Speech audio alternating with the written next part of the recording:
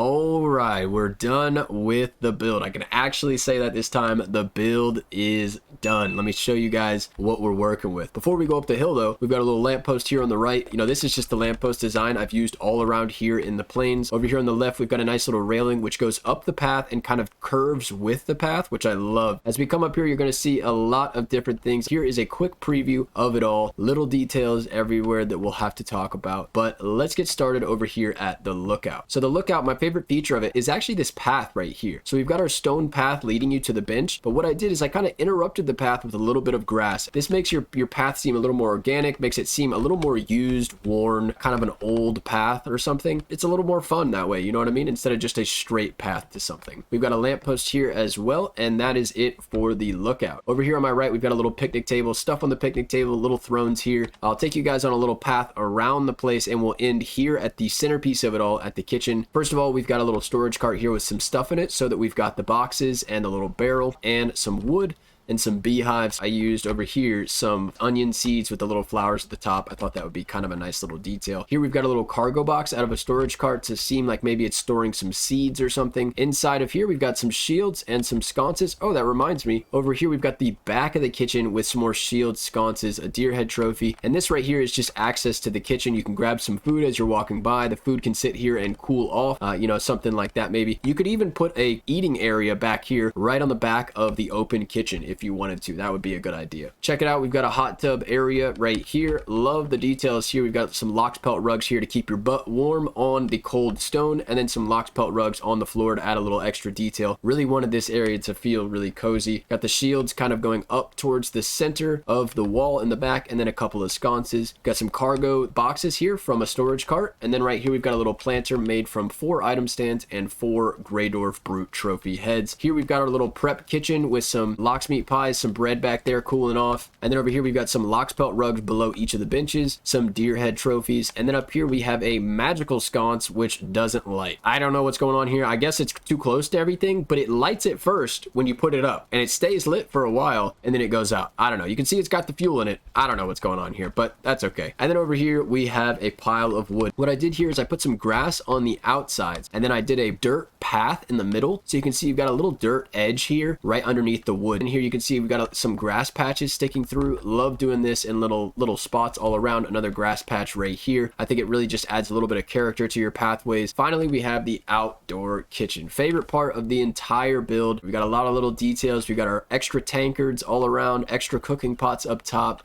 We've got, wooden shields here as platters. We've got food sitting out, Lox rug here to make it feel a little cozy, and also a forage cooler with some floating item stands inside with some blueberries there to kind of seem like it's an entire bucket of blueberries right here in the kitchen. So that is that. I hope you guys love this build. I want to show you really quick this build at night. All right, check this out. This place looks amazing at night, I think, with all the fires lit, the sconces going, except for our sconce back there in the back. You can just see you got the hot tub light, couple of sconces here. Oh man, I just love this area. Night and day, I think this area came together really, really nicely. I hope you guys love it too. But yeah, that is it for today's video. I hope you guys enjoyed it. Stick around for like 10 more seconds if you want to see some cinematic shots of today's build. Don't forget to like and subscribe, and of course, as always, have a good one.